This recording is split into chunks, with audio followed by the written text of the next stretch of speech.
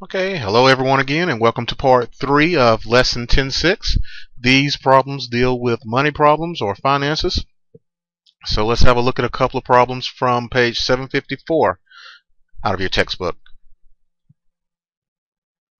Okay, the first problem, the balance on Will's credit cards grew 2% to $870 in 1 month.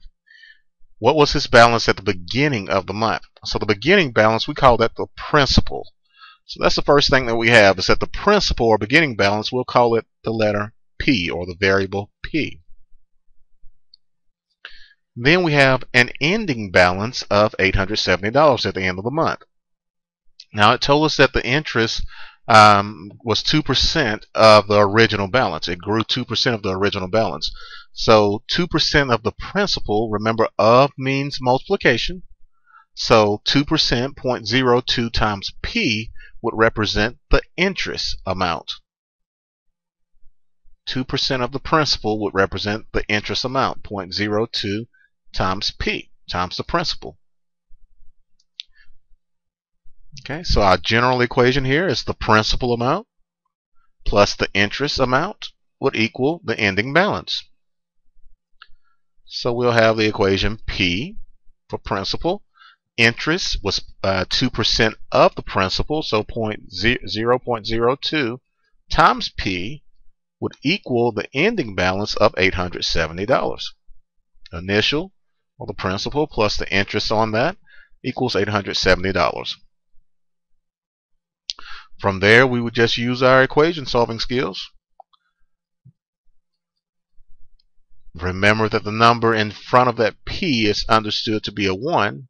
So again, you start off with like terms, combining the 1P plus the 0.02P will give us 1.02 times the principal equals $870.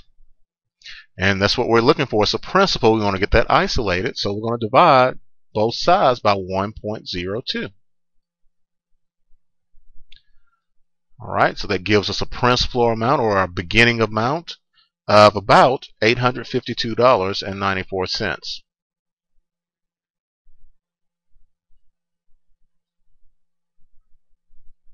Okay, so that was the beginning amount, $852.94.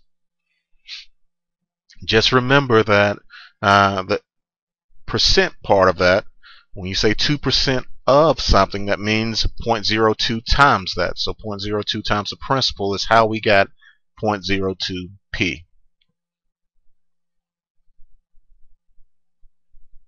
Okay. All right, number 31. Taxis charge $3 plus 75 cents per mile for an airport pickup. How far from the airport can Courtney travel for $12?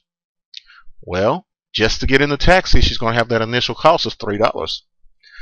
And then it's going to be 75 cents per mile. So we have 0.75 times M to represent that 75 cents per mile. We say that the M represents miles. And our general equation for this one is going to be as close to the last one. It's going to be the initial cost plus the per mileage cost.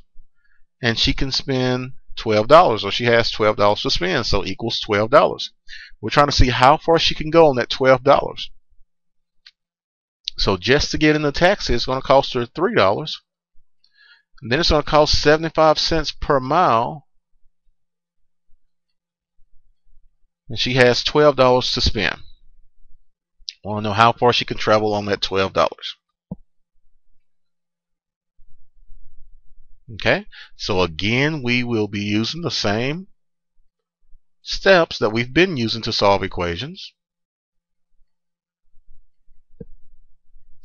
If it costs her $3 just to get in, that's the first thing that we need to take off. It's the $3. Take out of that 12.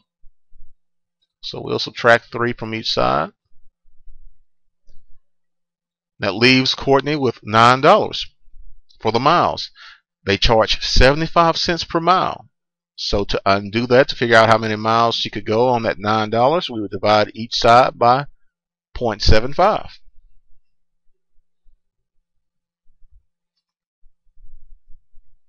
And we find that Courtney can travel 12 miles with that $12 for this situation.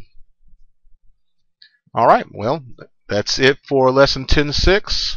Hope that you're able to work through those problems. Have a good one.